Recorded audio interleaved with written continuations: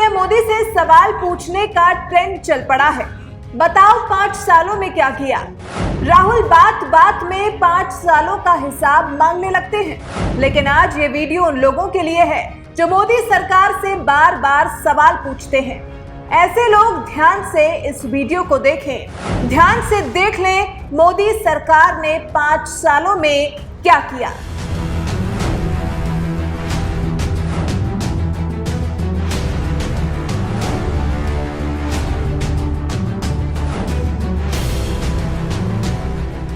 2009 से 2014 के बीच महंगाई दर थी 10% से ऊपर।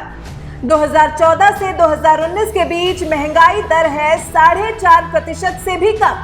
आखिरी के 3 सालों में तो 2.7% पर पहुंच चुकी है महंगाई दर। अब बात नौकरी की। मार्च के महीने में एमएसएमई ने एक सर्वे प्रकाशित किया, जिसमें 1,05,345 भारतीय संस्थानों को शामिल किया गया है।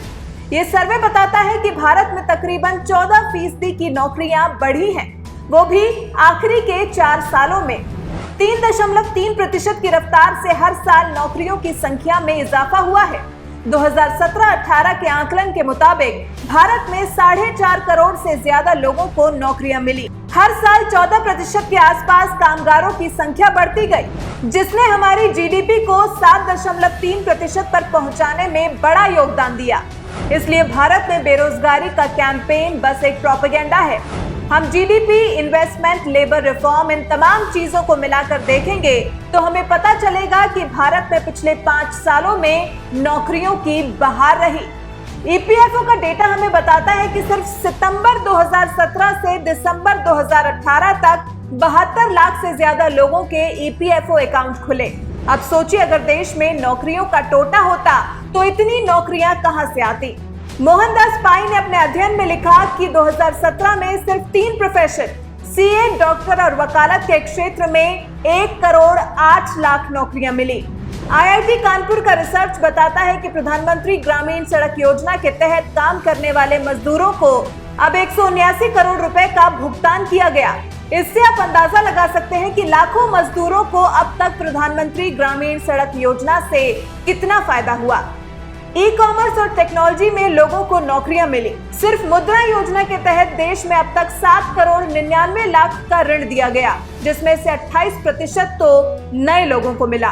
अब जो बैंकों पर चीखते चिल्लाते हैं, उनके लिए भी पिछले 2 सालों में 3 लाख करोड़ के एनपीए रिकवर किए गए, जो अब भारत में एक इतिहास है।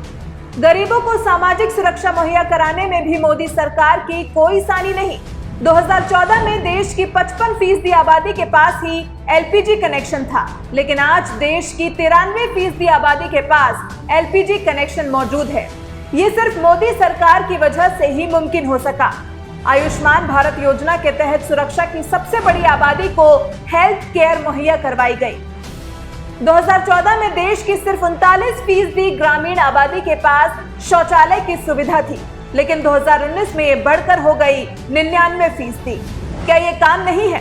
लेकिन चंद लोग तो धृतराष्ट्र बनकर बैठे हैं, जिन्हें ये दिखता ही नहीं। अब आइए जरा नजर डालते हैं इंफ्रास्ट्रक्चर पर। 2013-14 में शहरी इलाकों में 69 किलोमीटर सड़कें हर दिन बना करती थी, लेकिन मोदी राज में 2017-18 में 134 किलोमीटर सड़कें हर दिन बनने लगी।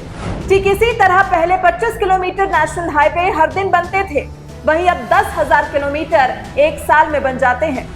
आज देश के 14 शहरों में 645 किलोमीटर की दूरी मेट्रो के जरिए तय हो रही है। भारत की पहली हाई स्पीड ट्रेन 2022-23 तक अहमदाबाद से मुंबई के बीच चलने लगेगी। साल 2014 से पहले भारत में 1,80,000 इलेक्ट्रॉनिक्स मैन्युफैक्चरर्स थे, लेकिन आज ये बढ़कर 3,87,000 तक पहुंच चुके हैं और भारत में इलेक्ट्रॉनिक्स सेक्टर 5 लाख करोड़ तक पहुंच चुका है। क्या ये बदलाव नहीं है? भारत में उद्योग लगाना, काम करना आसान हो गया। मजदूरों के लिए भी एक अच्छा माहौल बना और ईज ऑफ डूइंग बिजनेस इसकी तस्दीक करता है। 2014 में ईज ऑफ डूइंग बिजनेस में भारत 142वें नंबर पर था, लेकिन आज 77वें नंबर पर पहुंच चुका है। आज भारत 1,84,000 करोड़ गरीबों के लिए राइट टू फूड पर खर्च कर रहा है। किसानों की आमदनी बढ़ाने के लिए 75,000 करोड़ खर्च करता है। ग्रामीण इलाकों में रोजगार बढ़ाने के लिए 60,000 करोड़ रुपए खर्च करता है। देश का भरोसा पिछले 5 सालों में बुलंदी पर पहुंचा है। सोचना ही नहीं, सोचकर कर दिखाने का दम किसी में है तो पीएम नरेंद्र मोदी में। इसलिए कहते हैं मोदी है तो मुमकिन है।